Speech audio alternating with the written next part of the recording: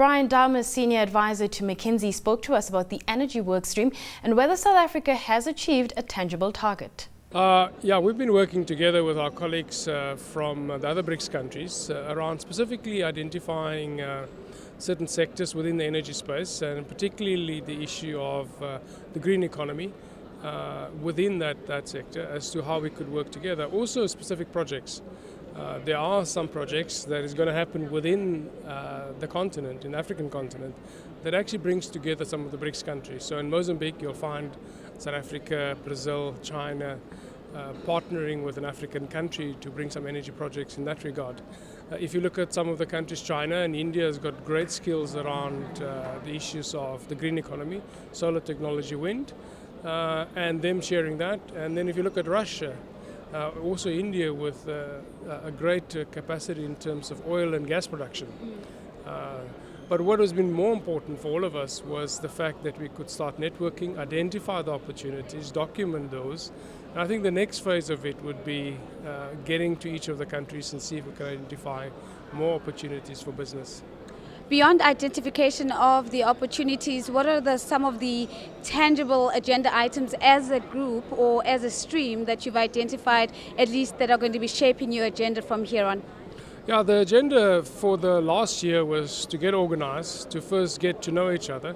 Secondly, to plot out our energy positions in each of the countries. And then, as I said, to identify the different projects and business opportunities that we would like to focus on. The Brazilians are taking it forward from this month onwards, and really with a very clear work program and I think the first part of that is all of us will be visiting each other's countries, and then to bring business-to-business contact on specific projects that are available within each of the BRIC countries. There are many barriers. The travel amongst these countries are not that easy. Many of these projects would have to be funded, but I think there are great opportunities, and those will be the ones that we would like to explore in the year ahead. And I'm quite certain as you get together with your counterparts, you're also sharing best practice in terms of how to ensure energy security and the like. Is there any example that stands out for you that you think South Africa could be learning from within the BRICS group? No, there are many. The way China has dealt with the green economy, the way China has dealt with their 5-year energy plans, whether it is inclusion of coal, now an aggressive move in terms of the green economy, the way they've rolled out nuclear, for an example. If you look at India with what they have done in not only bringing those things to the market, but also developing technology and developing local industries and skills. And we as a country and as a continent have to make sure that we do this on an equal footing. That means that we're not only a recipient of the products or the investment, but we also build local industry and local technologies. The Russians has been exceptional in terms of the use of nuclear technology and gas and oil exploration. A lot of that's happening on the African continent. And here where we are, Brazil has been very successful in terms of biotechnology and the use of ethanol. And so if you bring all of these things together and be able to share that, it's quite a powerful thing that we can derive as South Africans and on the broader African continent. One would assume that whilst you were chief executive of Eskom, that it was easier for you to channel a lot of these learnings from this stream into your role as chief executive. Now that you're no longer there, does that mean there's a disconnect between Eskom and the work that the stream is doing, or have you found a way of continuing that conversation and feeding into South Africa's power mix and power stability? No, Eskom is a big part of power in South Africa, or energy for that matter, even on the African continent. And they continue to play an active role. So it's not difficult for me from that perspective.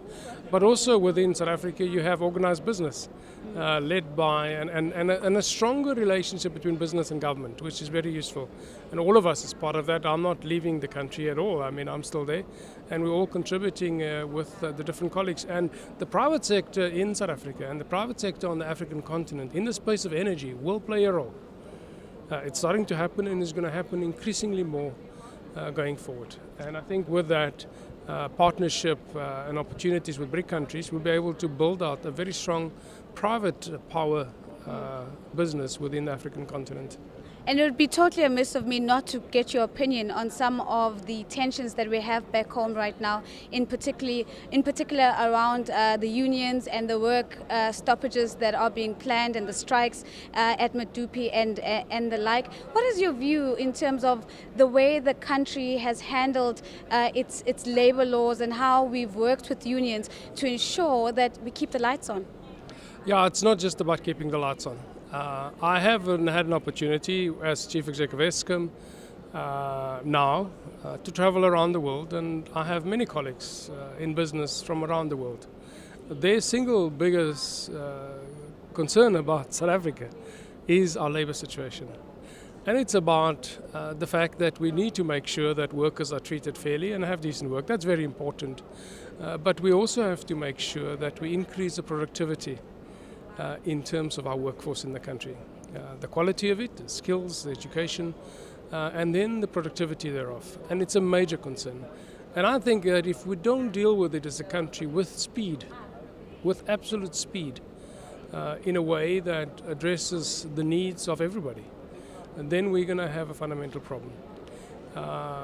In these meetings, none of these countries are talking about the concern about their labor. All of them are out there promoting themselves. What are they doing? How are they building their country? And how they're going forward? And we are dealing with where we have work and where we have opportunities, we're not working. And it's affecting our manufacturing industry.